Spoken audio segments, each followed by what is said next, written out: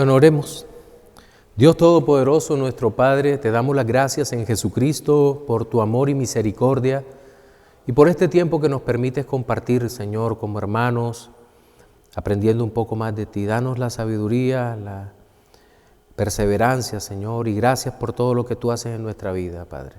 En el nombre de Jesús, tu Hijo, oramos. Amén. Bien, hablemos sobre la formación del canon del Nuevo Testamento. Como les había dicho, seguramente cuando vean canónica o bibliología, vamos a tocar esos temas y se podrán aclarar muchísimo de lo que tiene que ver con el canon. Pero la palabra canon tiene que ver con una regla de la ley que se utilizaba para determinar si un libro se ajustaba o no a la norma. En el caso del Antiguo Testamento, los libros tenían que tener relación con la ley, hacer mención de la ley, hacer mención del nombre del Señor, haber sido escrito por un profeta o cosas por el estilo. Por eso hubo tanta discusión posterior, no en el momento, con los libros de Esther o el libro de Cantar de los Cantares, pero esa discusión es posterior, porque el libro de Esther prácticamente sirve como soporte para la fiesta del Purim, que los mismos judíos celebraron y que no permite que sea un libro no inspirado.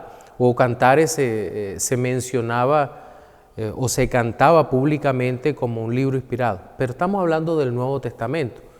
Cuando llegamos al Nuevo Testamento, lo importante es que el libro haya sido escrito por un apóstol o supervisado por un apóstol, como el caso del libro de Marcos, el Evangelio según San Marcos, o el Evangelio de Lucas como tal. Son libros, pues obviamente, supervisados por ellos. Pero, como decía un autor, la marca principal de un libro para considerarse canónico es la inspiración como tal. ¿Y cómo sabemos que un libro es inspirado? No es por la percepción que tengamos del libro, sino por la doctrina que brota del libro. Es decir, toda la Biblia nos habla de Cristo, toda la Escritura nos habla de Cristo, de la salvación en Cristo, de la obra de Cristo como tal. Entonces, en ese sentido, entendemos que el libro como tal es un libro inspirado y por lo tanto canónico. Salmos 119, 160 dice: la suma de tu palabra es verdad y eterno es todo juicio de tu justicia. Entonces, ¿qué establece aquí? Una premisa, que la totalidad de la palabra de Dios es verdad, y comenzando con esa premisa podemos comparar los escritos fuera del canon de la Escritura y ver si ellos pasan la prueba. Como un ejemplo, la Biblia afirma que Jesucristo es Dios. Y eso no solo lo encontramos en el Nuevo Testamento como revelación final, sino que en textos como Isaías 9, 6 al 7 entendemos esta realidad. ¿Y quién puede negar en el cántico del siervo que aparece en Isaías 53 y que es tal vez la referencia profética más clara a la obra del Mesías, que nos muestra con total claridad quién es Cristo, y eso nos permite determinar el aroma o la fragancia de la inspiración a lo largo de toda la Escritura. Ahora, seguramente esta pregunta que ustedes ven aquí, todos nosotros nos las hemos hecho. ¿Cómo sabían los creyentes antiguos cuáles libros venían de parte de Dios? Todos nos hemos hecho esa pregunta, ¿cierto? ¿Cómo sabemos? Pues ya lo habíamos dicho, una de las características de los libros inspirados es su origen apostólico. Tienen que estar relacionados con un apóstol. Algunos escritos no fueron tomados en cuenta en el canon por no ser redactados por apóstoles o por gente o por gente cercana. Y tal vez esos libros no es que fueran malos en sí mismos. Yo acá les pongo el ejemplo del pastor de Hermas, pero no tenían la misma garantía de autoridad de los documentos apostólicos como tal. O algunos de ustedes seguramente a través de los pastores habrán escuchado el libro La Didache o La Didache, que se considera la enseñanza de los apóstoles, y donde aparecen prácticas litúrgicas de la iglesia, las prácticas bautismales como tal. No obstante, ese libro no se considera dentro del canon, porque no hay relación verdadera con los apóstoles como tal. Entonces, si tenemos eso en mente, ya vamos teniendo claridad sobre este asunto. Ahora, no es difícil entender la lógica detrás de esto. Por un lado, los apóstoles eran los encargados por Cristo de preservar y transmitir rectamente el mensaje del Evangelio. Ellos eran los ministros de un nuevo pacto, segundo a los Corintios 3:6. Por otro lado, tiene mucho más sentido basar nuestro concepto de Jesús en documentos escritos cuando aún vivían testigos oculares de su ministerio, es decir, personas con las que se podía verificar la enseñanza de nuestro Señor. Miren la primera carta de Juan. La primera carta de Juan, el apóstol Juan lo que presenta es el testimonio vivo de la obra de Cristo, siendo Él uno de esos testigos. Dice primera de Juan 1, lo que era desde el principio, lo que hemos oído, lo que hemos visto con nuestros ojos, lo que hemos contemplado, y palparon nuestras manos tocante al verbo de vida, porque la vida fue manifestada y la hemos visto y testificamos y os anunciamos la vida eterna, la cual estaba con el Padre y se nos manifestó. Lo que hemos visto y oído, eso os anunciamos para que también vosotros tengáis comunión con nosotros, y nuestra comunión verdaderamente es con el Padre y con su Hijo Jesucristo. Estas cosas os escribimos para que vuestro gozo sea cumplido. El apóstol Juan se está presentando realmente como un testigo ocular de la obra de Cristo. ¿Cuál fue el apóstol que se quedó mientras nuestro Señor era crucificado al lado de María, su madre? Juan. ¿Y se acuerdan de las palabras del Señor entre ellos? Mujer, he aquí a tu hijo, hijo, he aquí a tu madre. Se la encargó. Él estuvo allí, lo que hemos visto. Y como lo he dicho en varias ocasiones, tuvo ese privilegio de recostarse en el pecho de nuestro Señor. Oigan, es una imagen maravillosa. Él estaba recostado con la cara de nuestro Señor allí, sintiendo la respiración del Señor. Qué gran privilegio, qué gran privilegio. Lo que contemplaron nuestros ojos, lo que vieron nuestros ojos. Entonces, este hombre es evidente que es un testigo presencial de la obra de Cristo, de su resurrección como tal, y luego en aquella visión del Apocalipsis como tal. Entonces, nosotros lo que estamos viendo es que los testigos verdaderos, autorizados, eran los que podían escribir. Dentro del actual o del liberalismo teológico de la alta crítica destructiva del siglo XIX, siempre se tejieron una especie de teorías conspirativas contra la Escritura, y siempre empezaron desacreditando al autor de los libros. No, ese libro no lo escribió Juan, o ese libro lo escribió otro Juan que no era el Juan apóstol. Entonces uno se pregunta, ¿pero cuál es el afán de decir que no lo escribió quien lo escribió? Pues que si tú quitas al apóstol que está escribiendo el libro o a la persona que está escribiendo el libro, inmediatamente le restas autoridad al libro. ¿Por qué? porque la autoridad que está relacionada directamente con aquellos que Cristo encargó para realizar la obra. Por eso es tan importante que nosotros tengamos esto en cuenta. Otra característica de los libros inspirados es su calidad divina. Los cristianos del primer siglo comentaban acerca de la belleza, grandeza, majestad y coherencia de los textos bíblicos para defender su inspiración. ¿Qué estaban diciendo? Veían que los textos inspirados llevaban las evidencias de la autenticidad, tenían atributos de divinidad. En el fondo, los creyentes estaban siendo convencidos de la veracidad de la Biblia por su propia naturaleza. Además, como mencionamos, Jesús había prometido que el Espíritu les guiaría a toda verdad y les recordaría las cosas que Él había dicho.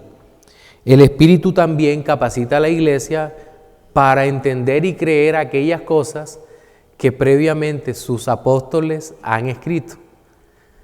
Es decir, el apóstol recibió la inspiración, pero nosotros podemos entender la Escritura porque somos iluminados por el Espíritu Santo de Dios. Entonces, en ese caso vamos comprendiendo. Yo no sé si les pasa a ustedes, ¿alguno de ustedes ha leído libros apócrifos? No, tranquilos, no los voy a quemar en la hoguera, no se preocupen. Sí. Bueno, cuando los leemos nos damos cuenta que no tienen peso realmente doctrinal, ¿cierto? Algunos tienen un valor histórico, como el primer libro de Macabeos, de los Macabeos. El segundo no tiene tanto valor histórico. Pero nosotros inmediatamente entendemos que no se está hablando de la obra salvadora de Cristo y lo rechazamos. Digamos que el Espíritu Santo prende en nosotros como ese detector de mentiras que viene incorporado desde el momento en que creemos, que muchas veces no sabemos qué es lo que ocurre, pero sabemos que está mal. ¿Sí le ha pasado? Como lo lee y dicen, pero este libro está raro.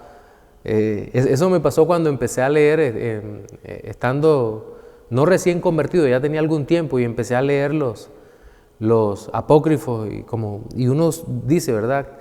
Esto está raro, este libro tiene algo raro, y hasta que finalmente él entiende que es que no tiene el sello de la inspiración divina. Eso es lo que ocurre realmente. Ahora, otra característica de los libros inspirados es la amplia recepción de estos en la iglesia. Las comunidades cristianas primitivas recibieron los libros inspirados como lo que son, palabra de Dios. Pablo lo dice, cuando fui a vosotros, ustedes me recibieron con palabra de Dios, como lo que es palabra de Dios, no palabra de hombre. Es decir, muchas veces se dice, no, que tal libro no es inspirado, tal libro o tal libro estuvo en discusión. Tal vez en alguna iglesia no tenían claridad sobre ese libro por alguna deficiencia en el pastor en ese momento, pero no era unánime. Por ejemplo, a nosotros nos dicen, el Apocalipsis no fue recibido por toda la iglesia, eso lo dice la crítica liberal. Pero uno dice, ¿toda la iglesia? No, un momento, es que tal vez en 2 iglesias, de 200 iglesias, no se entendía en ese momento el propósito del Apocalipsis. Pero una vez, cuando pasan los años, la iglesia unánimemente acepta todos los libros que son inspirados. Porque Dios mismo está detrás de la preservación de su palabra. Dios mismo no permite que los seres humanos estemos o caigamos en una serie de dudas y de detalles que no tienen nada que ver con la realidad de la inspiración divina y del canon. Ahora hablemos un poco sobre la autoridad apostólica. El Señor comisionó a los apóstoles a proclamar su verdad, los inspiró, les reveló su palabra y los llenó de la autoridad para proclamar su palabra como tal.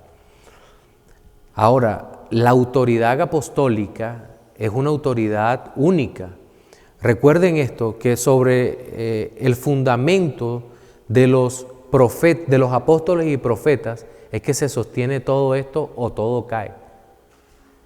De tal manera que ya les había dicho que no podemos restarle autoridad a los profetas y a los apóstoles, pero tampoco podemos traer al presente el título profético y apostólico, porque le estaríamos añadiendo algo más a la Escritura, cosa que Dios ha prohibido totalmente en su palabra.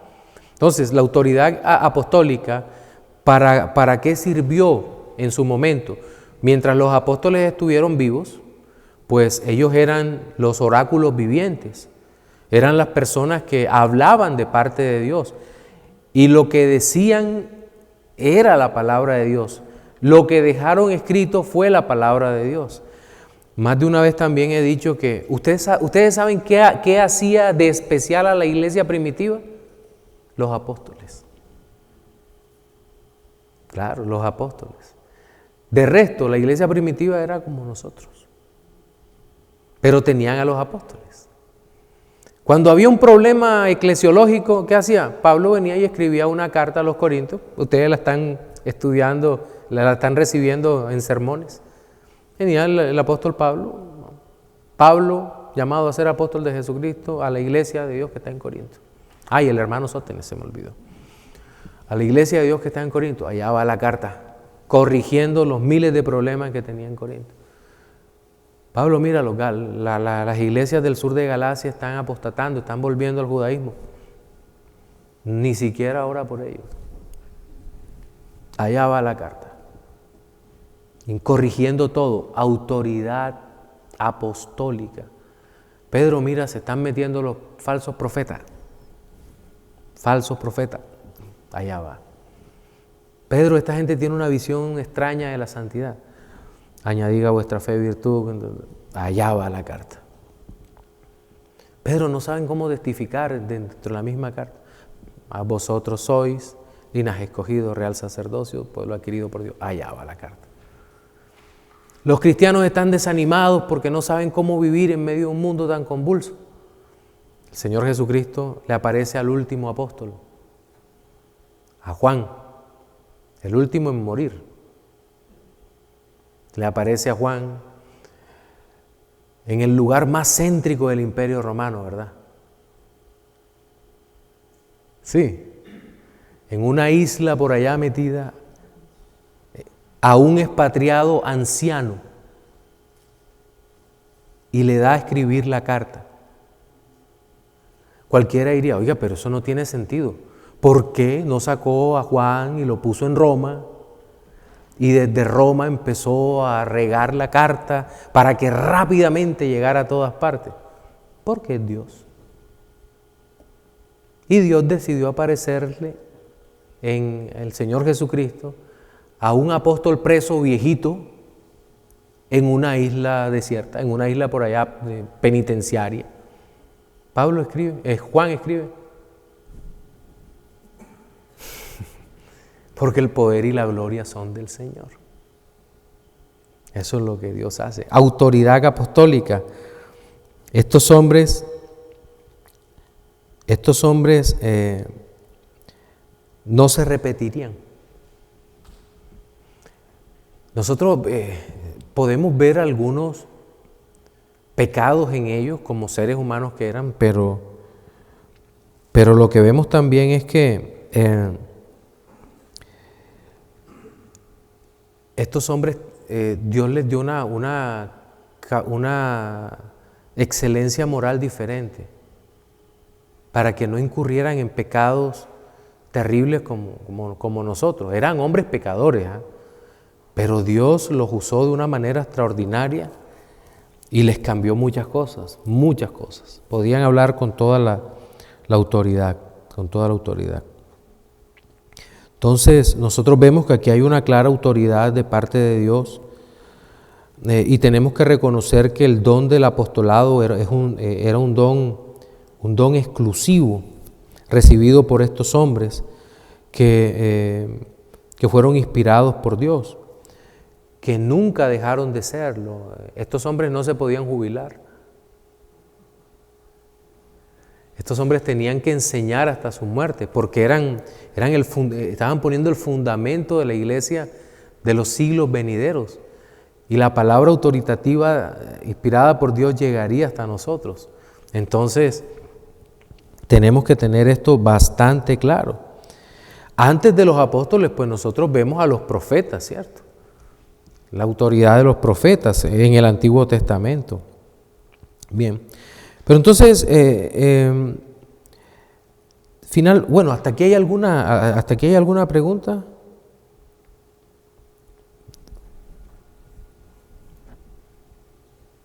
No todos, que me abruman. Ok, bueno, con el canon como tal, tenemos que tener en claro que una vez cerrado el canon, no se vuelve a abrir. En este caso, no se vuelve a abrir. Nosotros volveremos a mirar cosas nuevas relacionadas con la palabra de Dios cuando Cristo venga y estemos con Él y empecemos a entender una cantidad de cosas que hoy en día no comprendemos. Pero cuando hablo de cierre del canon y cese de los milagros, nos referimos o vemos la relación del canon cerrado, terminado, del Nuevo Testamento cerrado y en consecuencia toda la Biblia, con el tema del cese de los dones espirituales como tal, de los dones espirituales de poder y de revelación como tal. Me refiero a esos dones, esas capacidades extraordinarias que tuvieron los apóstoles. No menciono a nuestro Señor Jesucristo porque Él es Dios y Él tiene toda autoridad. Para Él hacer un milagro es normal, digámoslo así. Pero los apóstoles del Señor fueron hombres extraordinarios que anduvieron en el poder de Dios, que podían hacer este tipo de obras porque el Señor les dio esa capacidad. Y esos dones, la manifestación de esos dones en la sociedad, sirvieron para validar, era como una credencial para estos hombres, para los apóstoles, los milagros. Y los que creen que únicamente usamos 1 Corintios 13 para hablar acerca de la cesación de los dones espirituales, acuérdense de textos tales como cuando el Señor Jesucristo comisiona a los 12 para hacer milagros, para echar fuera demonios, para sanar enfermos. Y en ese texto de Mateo aparecen los nombres de los 12, de cada uno. Comisionó. Y en esa lista y en todas las listas usted va a encontrar que empieza por Mateo y termina por Judas. Empieza por Pedro y termina por Judas. Hay unas variaciones en la mitad, pero empieza por Pedro y termina por Judas. Y dice, y Judas Iscariote, el que lo traicionó. Siempre va a terminar así y siempre va a empezar por Pedro. Y Dios le dio autoridad para hacer estos milagros. Ahora, sin necesidad de alegorizar la realidad simplemente interpretando la historia, nosotros tenemos que entender la escritura dada a la iglesia como un milagro. ¿Estamos de acuerdo? La escritura, la palabra de Dios dada a la iglesia es un milagro, porque el elemento humano es los apóstoles, pero es evidente que la inspiración viene del Espíritu Santo de Dios. Entonces, la palabra de Dios, la Biblia, es un producto perfecto porque es inspirado por Dios, aunque haya sido escrita por hombres y guardando el estilo de cada uno. Sí. Entonces, cuando cesan los milagros, ¿cuándo cesan los milagros? Cuando se cierra el canon de la Escritura. Y entre otras cosas, Dios no va a validar a más apóstoles, porque no hay más apóstoles. La Biblia está terminada. ¿Por qué? Piensa en el contexto en que estaban los apóstoles. Llega un señor calvo con los ojos hinchados, botando lágrimas muy feas, de aspecto horrible, de hablar suave, a una ciudad en donde, y empieza a predicarle ese señor calvo así, hasta chiquito, empieza a predicarle a la autoridad del pueblo,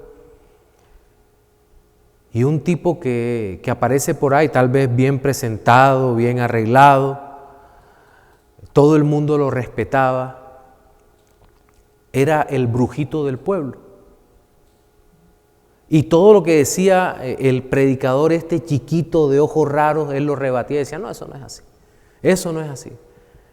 Y de pronto aquel hombre chiquito se da vuelta y dice, hijo del diablo lleno de todo engaño, quedarás ciego hasta que el Señor te despierte. Ese hombrecito chiquito era Pablo. ¿Se da cuenta por qué se necesitaba el poder de Dios manifestado allí bajo esas circunstancias? Claro. O ese mismo hombre chiquito, peloncito, está predicando, lleva más de 3 horas hablando y se duerme un chico llamado Utico, cae del 3er piso y muere. Qué tragedia para la familia. Le dice, tráiganlo, ora por él y el hombre resucita. En ese contexto es tan importante el milagro como tal. O ese mismo hombre está predicando y lo sacan de la ciudad y lo apedrean y muere. ¿Podríamos decir que muere? Tal vez, ¿verdad? Porque después diría, ese hombre, no sé si en el cuerpo, fuera del cuerpo, subió al cielo y escuchó cosas que no puedo decir, no encuentro palabras para mencionar. Solo hablando de uno, se necesitaban los milagros en ese momento. Claro que se necesitaban, para validar la realidad de que estaban predicando al Dios Todopoderoso en un mundo totalmente lleno de paganismo, en donde los ídolos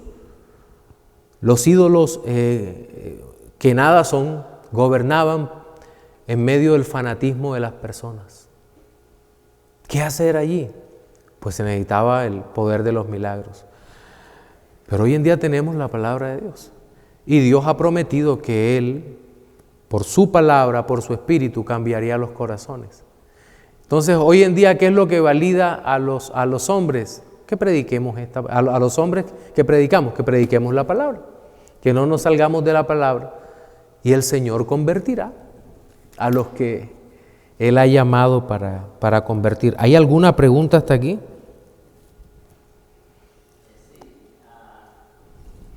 Pastor Javier. Sí, yo igual me identifico con la posición suya en cuanto al cierre del canon, de los milagros, ¿verdad? Igual también creo en la suficiencia de las escrituras, completamente.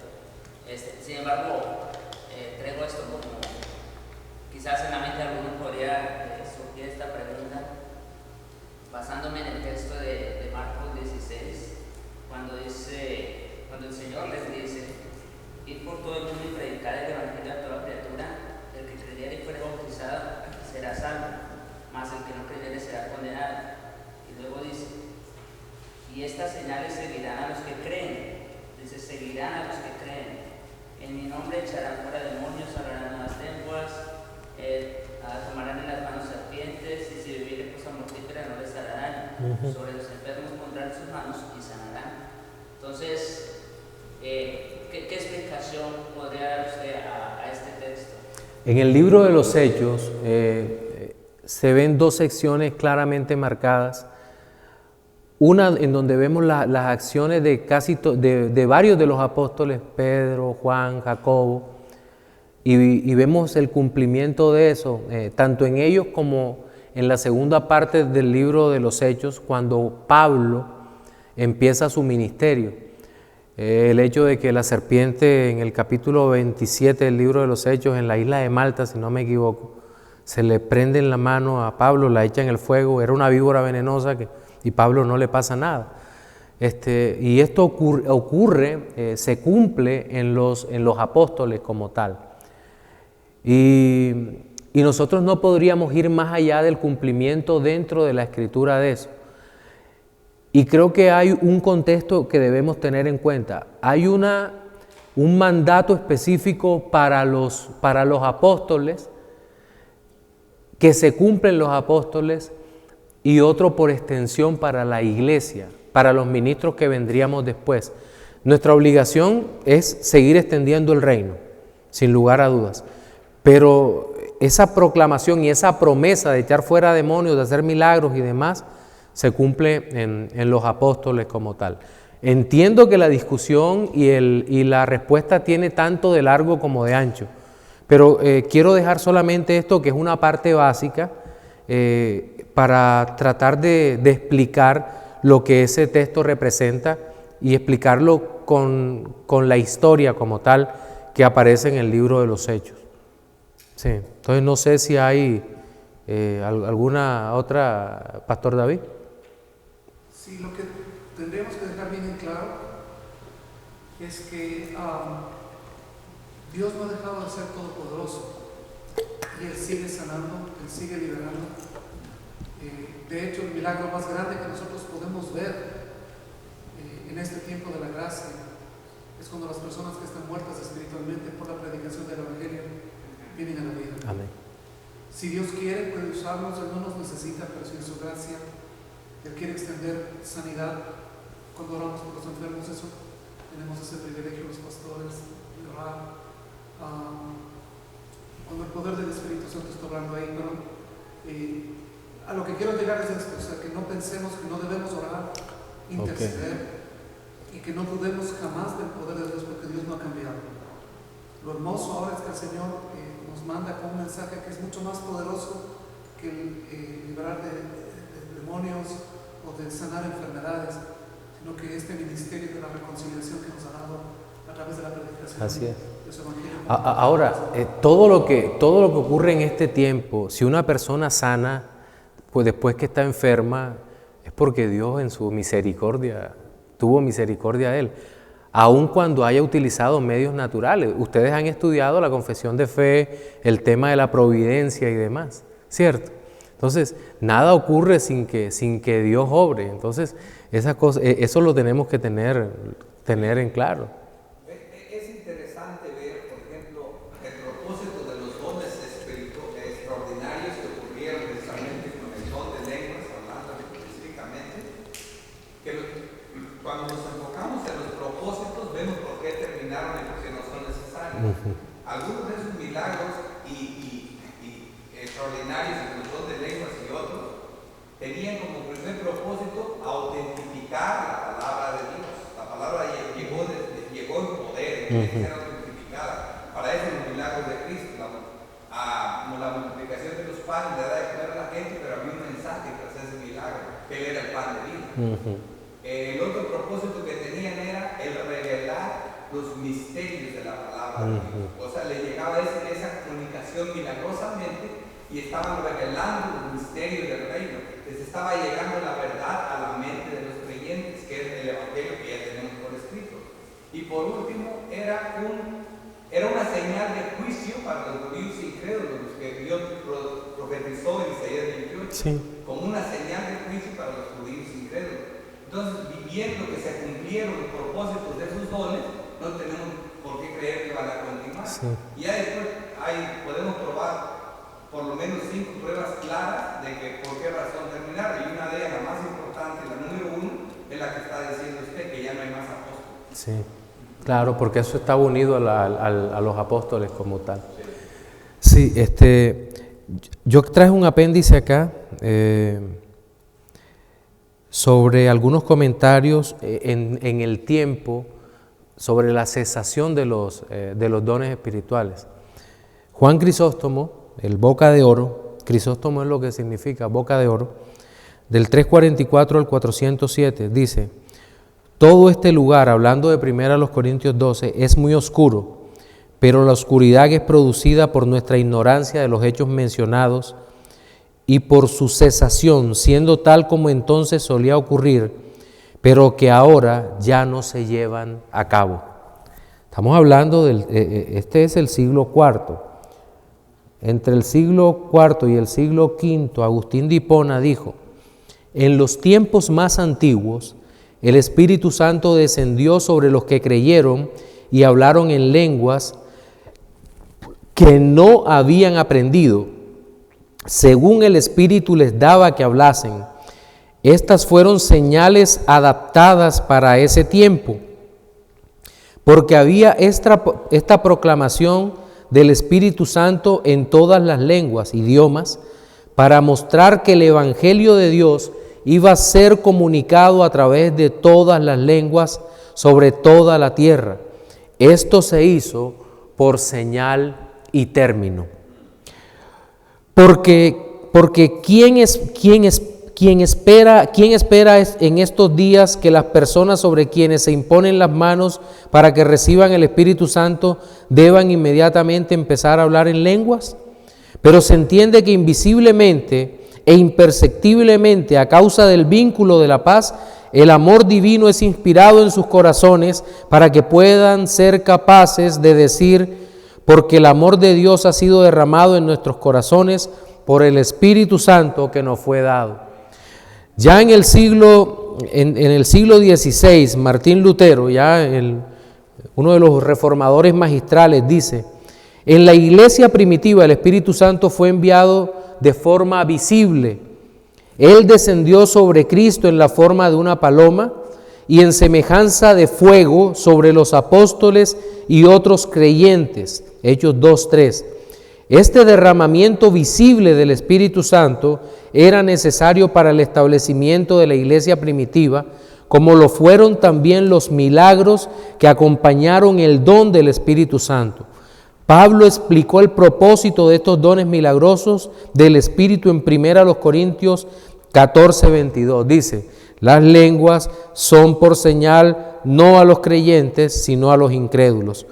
Una vez que la iglesia se había establecido y anunciado debidamente por estos milagros, el aspecto visible cesó. Cada vez que escuches a alguien presumir de que tiene algo por inspiración del Espíritu Santo y que no tiene ningún fundamento en la palabra de Dios, no importa lo que sea, dile que es obra del diablo. Lo que no tienen su origen en las Escrituras, tiene su origen en el diablo. Alguna vez Gregorio el Grande, que después fue bastante hereje, dijo que lo verdaderamente original era diabólico, relacionado con las cosas nuevas que se pretendían decir. Juan Calvino: aunque Cristo no dice expresamente, sí tiene la intención de que este don de los milagros sea temporal o que permanezca perpetuamente en la iglesia. Sin embargo, es más probable que los milagros fueron prometidos solo por un tiempo a fin de dar realce al Evangelio mientras que era nuevo o estaba en estado de oscuridad. El don de sanidad, al igual que el resto de los milagros que el Señor quiso producir por un tiempo, se ha desvanecido con el fin de hacer maravillosa la predicación del Evangelio para siempre.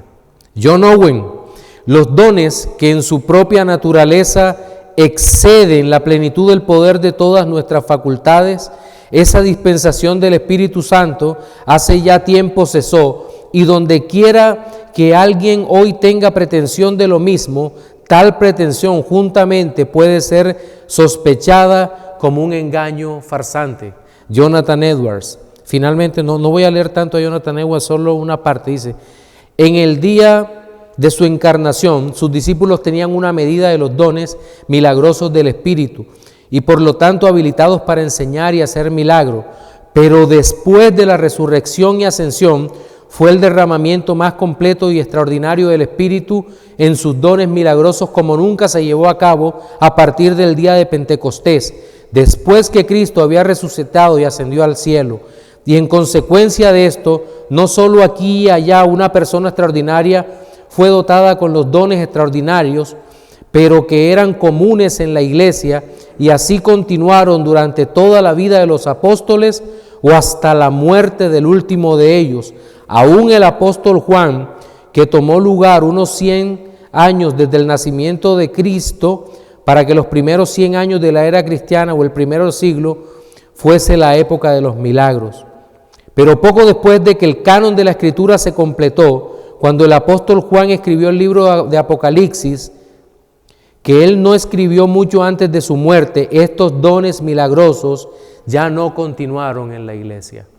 Y podríamos seguir citando a Spurgeon,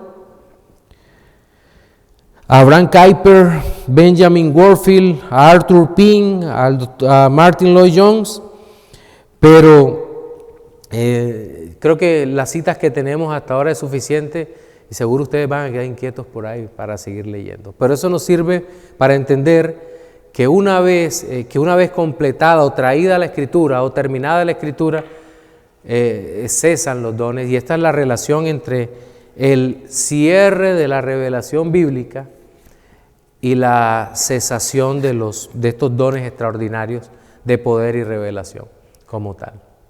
¿Alguna pregunta hasta acá o aporte? Bueno, voy a robarles un minuto, vamos a orar. Dios Todopoderoso, nuestro Padre, gracias. Tú eres Dios y a ti solo la gloria y la honra y la alabanza, porque tú eres bueno. Gracias por este tiempo que nos das, Señor, por la vida de mis hermanos.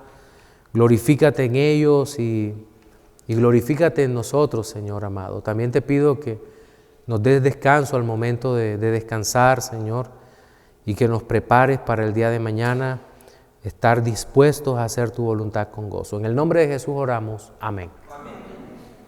Pastor. Ya, cerramos.